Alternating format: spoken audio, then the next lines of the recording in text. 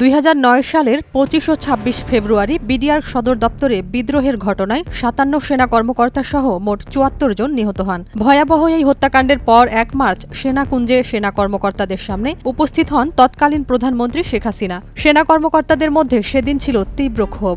সম্প্রতি অবসরপ্রাপ্ত lieutenant general আমিন এক সাক্ষাৎকারে সেই দিনের অজানা অনেক তথ্যই তুলে ধরেন। লেফটেন্যান্ট জেনারেল আমিন জানান, সেদিন সেনাকুঞ্জে উপস্থিত ছিলেন 1000 থেকে 1500 সেনা কর্মকর্তা। তাদের প্রত্যেকেই কমান্ডো প্রশিক্ষণপ্রাপ্ত। বিদ্রোহের ঘটনায় এত বড় প্রাণহানিতে তারা শোকাহত ও ক্ষুব্ধ ছিলেন। উত্তেজিত এই কর্মকর্তাদের সামাল দেয়া ছিল অত্যন্ত কঠিন। তিনি বলেন, সেনাকুঞ্জে সাহারা খাতুন এবং ফারুক খান আসতে চাইলে তাদের প্রবেশের অনুমতি দেয়া হয়নি। শুধু কৃষিমন্ত্রী মতিয়া চৌধুরীকে অফিসাররা উপস্থিত থাকতে দেন। সেনাপ্রধান এবং কয়েকজন জেনারেল ছাড়া আর কোনো সিভিলিয়ান সে সময় সেখানে ছিলেন না। শেখ হাসিনা বক্তব্য শুরু করার কিছুক্ষণ পরই উত্তেজিত অফিসাররা চেয়ার ও জুতা ছুঁড়ে মারতে থাকেন। এসএসএফ সদস্যরা শেখ হাসিনাকে ঘিরে ফেলে নিরাপদে সরিয়ে নেওয়ার চেষ্টা করেন। পরিস্থিতি এতটাই উত্তপ্ত ছিল যে কোনো মুহূর্তে বড় ধরনের অঘটন ঘটে যেতে পারত।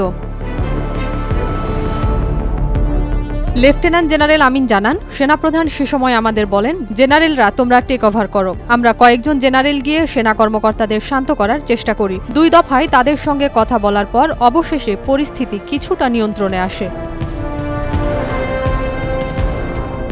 তিনি আরও বলেন, সেদিন আল্লাহর রহমতে বড় কোনো অঘটন ঘটেনি। পরদিন নিহত সেনা কর্মকর্তাদের জানাজা সম্পন্ন হয়। তবে বিদ্রোহ দমনে সেনাবাহিনীর অংশগ্রহণের অনুমতি পেলে পরিস্থিতি অনেক দ্রুত নিয়ন্ত্রণে আনা যেত। বিদ্রোহের সময় সেনাবাহিনীকে দায়িত্ব দিলে 1 ঘণ্টার বেশি সময় লাগত না বলে মন্তব্য করেন জেনারেল এরশাদ। লেফটেন্যান্ট জেনারেল আমিনও তার সঙ্গে একমত পোষণ করেন। তিনি বলেন, সেদিনের ঘটনাগুলো অত্যন্ত স্পর্শকাতর ছিল। ইতিহাসে এই মুহূর্তের সঠিক বর্ণনা থাকা প্রয়োজন, যেন ভবিষ্যৎ প্রজন্ম সঠিক শিক্ষা নিতে পারে। বিডিআর বিদ্রোহের পর সেনাকুঞ্জের উত্তাল মুহূর্ত ইতিহাসের এক গুরুত্বপূর্ণ অধ্যায়। শেখ হাসিনার প্রতি সেনা কর্মকর্তাদের প্রতিক্রিয়া এবং পরিস্থিতি নিয়ন্ত্রণে জেনারেলদের ভূমিকা ছিল অত্যন্ত তাৎপর্যপূর্ণ। নাজিয়া তরুণা, নয়া দিগন্ত।